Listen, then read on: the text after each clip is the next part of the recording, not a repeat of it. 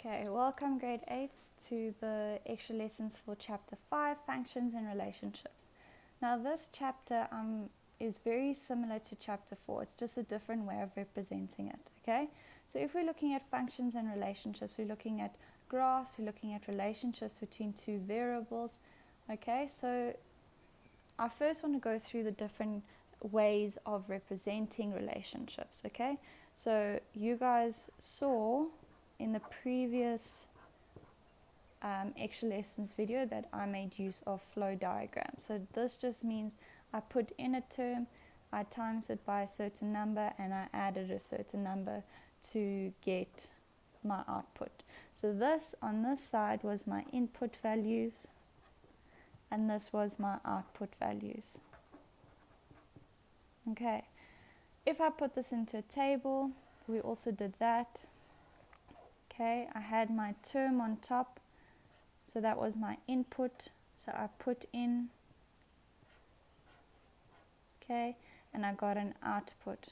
So if I put in 1 in this one, then I got 5 in my output, and it went along. If I put in 2, then I got 8. Okay, if we do it in symbols, right? So with symbols, with functions, so remember your functions is your graph. So you've got your y-axis and your x-axis. So if I put this table into a graph, and I said if I put in 1, okay? So I go, if I put in 1, what am I going to get out? Okay, I'm going to get out 5. So if I go 1, 2, 3, 4, 5, then this is where my point's going to be. So your x will always be your input, and your y will always be your output. So if we put it in symbols and we make this our formula, so remember you guys are used to saying n times 3 plus 2, but if we're putting it into a formula for a graph, we're going to say it's going to be y equals, so our output will equal our input, which is x, times 3 plus 2, okay? And an easier way to say this is 3x plus 2. So this will be my formula for my graph, okay? If I put it in words, so let me do that here. If I put it in words, I've multiply the input by 3 and add 2. Okay, so they could give you this and you have to put it into symbols. They could give you this and put it into a table. Okay, so be familiar with all these ways of representing relationships. Okay, so we're going to do this example with relationships. So they've said input is x and output is y. So it looks like a graph. Okay, so if you've done this table, you can put it into a graph if you wanted to. So I've got, if I put in 1, I get 5 out. If I put in 2, I get 9 out. Okay, if I put in 3, I get 13 out. Okay, so if I take 9 minus 5, that gives me 4. If I take 13 minus 9, that gives me 4. If I take 17 minus 13, that gives me 4. So I've got a constant difference of 4. So if I wanted to get to 5, I just add 4, which gives me 21. If I wanted to get to the 6th term, I add 4, which gives me 25. If I wanted to get to the 7th term, I add 4, which gives me 29. Now they want for the 102 terms, okay? So to be able to get to the 102nd term, I need a formula for this. So I've got a constant difference of 4, so I've taken n times 4. Now I need to add something to get to my output value. So I've got n times 1. So 1 times 4 gives me 4. What do I need to add to get to 5? 1. So let me see if that works for the second one.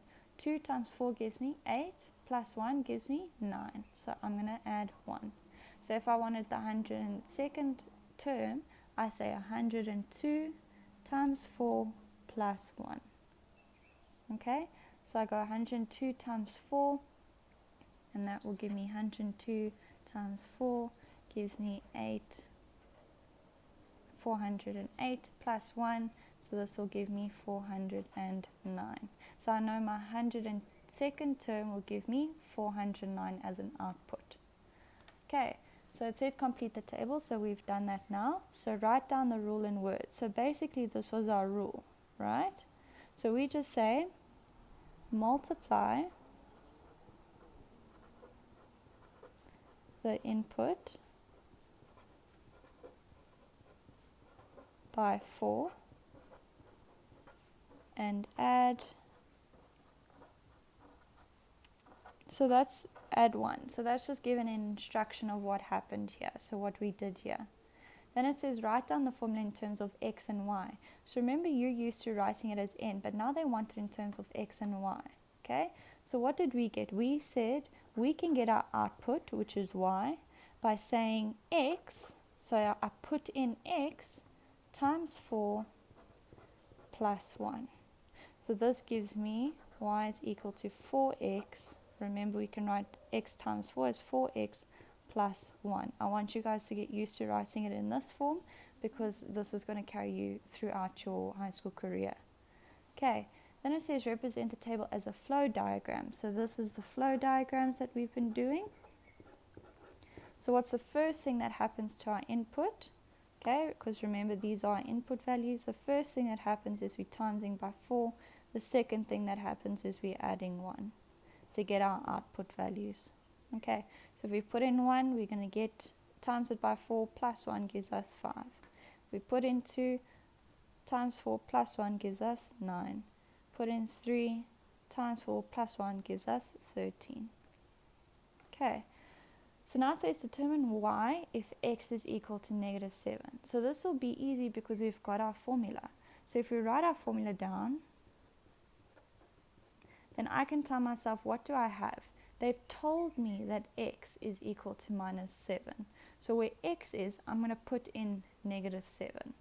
So y is equal to 4 negative 7. So do you see, instead of the x, I put in negative 7 plus 1.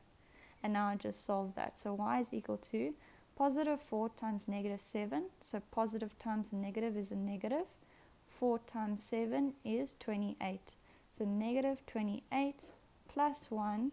Okay, what does that give us? So y is equal to negative 28 plus 1.